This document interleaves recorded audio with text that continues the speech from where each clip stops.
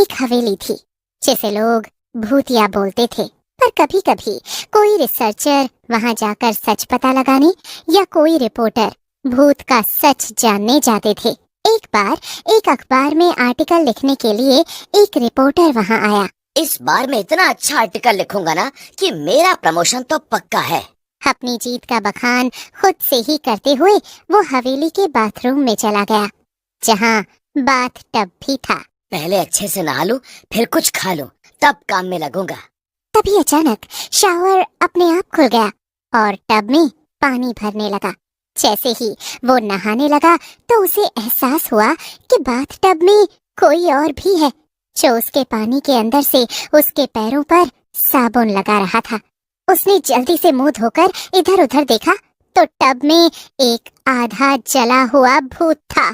Reporter डर से बाहर निकलने की कोशिश करने लगा, पर भूत ने उसके पैर जोर से जकड़ लिए और उसे उठने ही नहीं दिया। तड़प तड़प कर पानी के टब के अंदर ही उसकी मौत हो गई। अर्जुन और राधिका दिल्ली के दो दोस्त थे जो अपनी रोज की जिंदगी से ऊब चुके थे। अर्जुन को पुरानी हवेलियों, खंडहरों और उनसे जुड़ी रहस्यमयी कहानियों का शौक था।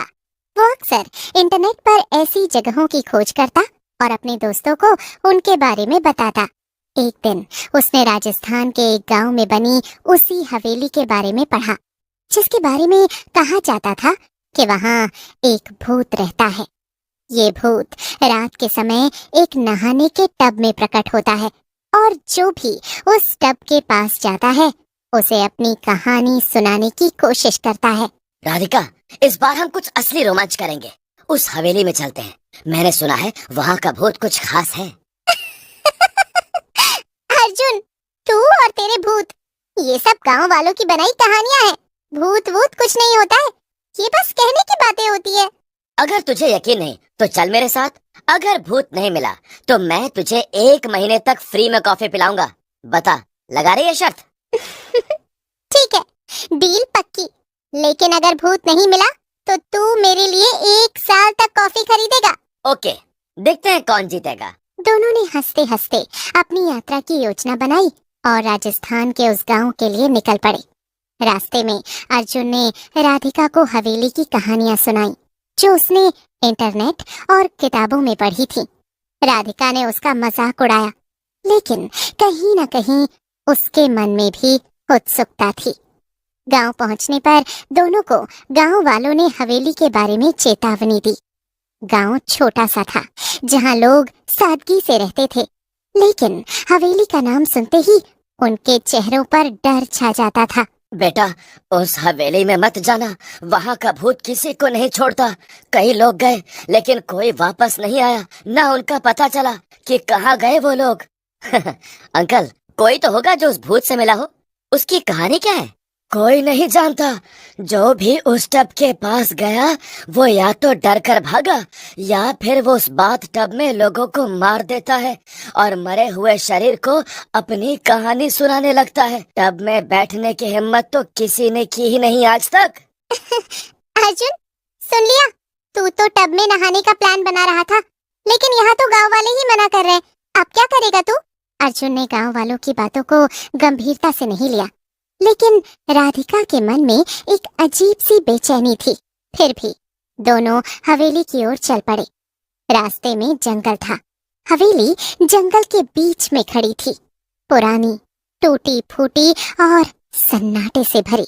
और अंदर का माहौल ऐसा था मानो समय यहाँ रुक गया हो।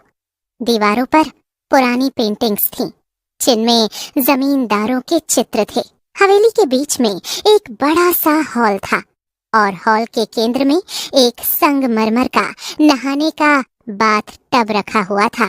बाथ टब इतना साफ और चमकदार था कि बाकी हवेली के खंडहर नुमा माहौल से बिल्कुल अलग लगता था। अर्जुन, ये बाथ टब तो बिल्कुल नया लगता है। बाकी हवेली तो खंडहर है, लेकिन यही तो मजेदार है। कुछ तो गड़बड़ है इस बाथ टब में। चल, आज रात यहीं रुकते हैं और देखते हैं क्या होता है। रात यहाँ रुकना? अर्जुन, तू... रात के 12 बजे जब हवेली में सन्नाटा छा गया, बाथ टब से अचानक पानी की छप छप की आवाज आई। राधिका और अर्जुन चौंक गए। टब में पानी हिल रहा था, मानो कोई उसमें नहा रहा हो।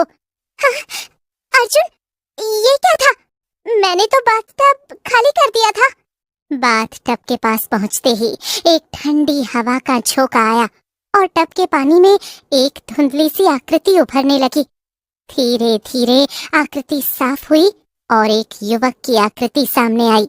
कौन हो तुम? मेरे बाथटब में क्यों आए? अर्जुन, ये भूत है, भाग!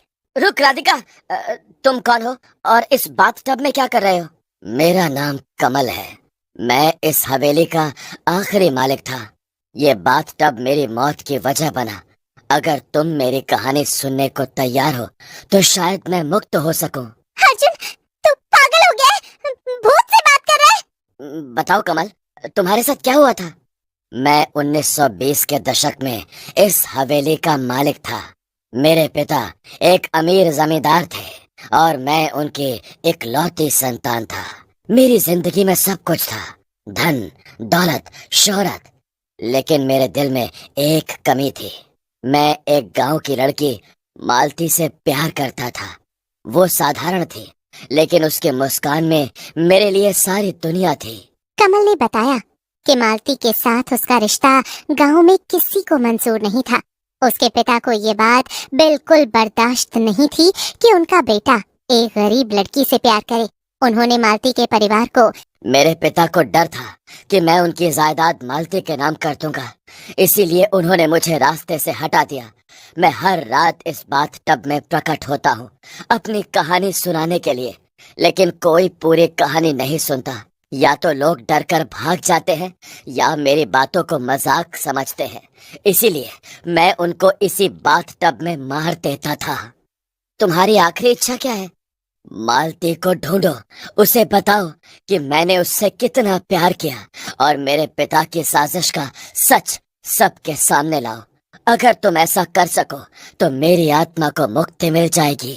अगले दिन अर्जुन और राधिका गांव में मालती के बारे में पूछताछ करने लगे। गांव वालों ने बताया कि मालती का परिवार कई साल पहले गांव छोड़कर चला गया था। कुछ लोगों ने कहा कि मालती अब जयपुर में रहती है और एक स्कूल में शिक्षिका है। अर्जुन, क्या हमें सचमुच एक भूत की बातों पर यकीन करना चाहिए? अगर ये सब झूठ हुआ तो? दोनों जयपुर गए और मालती को ढूंढ निकाला। मालती अब 70 साल की थी, लेकिन उसकी आंखों में वही पुराना दर्द था। अर्जुन ने उसे कमल की कहानी सुनाई।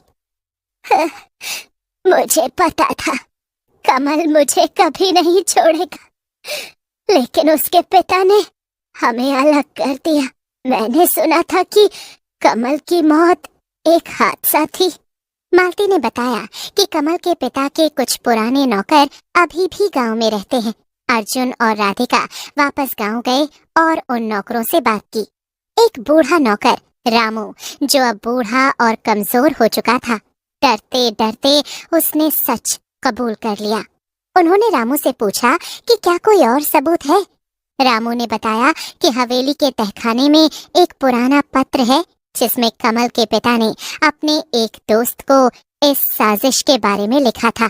अर्जुन और राधिका हवेली के तहखाने में गए। बहुत खोजने के बाद उन्हें एक पुराना संदूक मिला जिसमें कुछ कागजात थे। उनमें से एक पत्र में कमल के पिता ने साफ लिखा था कि उन्होंने अपने बेटे को करंट देकर मारने की योजना बनाई थी।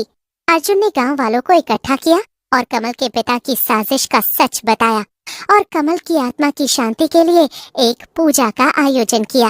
अर्जुन, तूने तो सचमुच भूत को मुक्ति दिला दी। गांव में अब कोई डर नहीं रहा। सब खुशी खुशी अपना दैनिक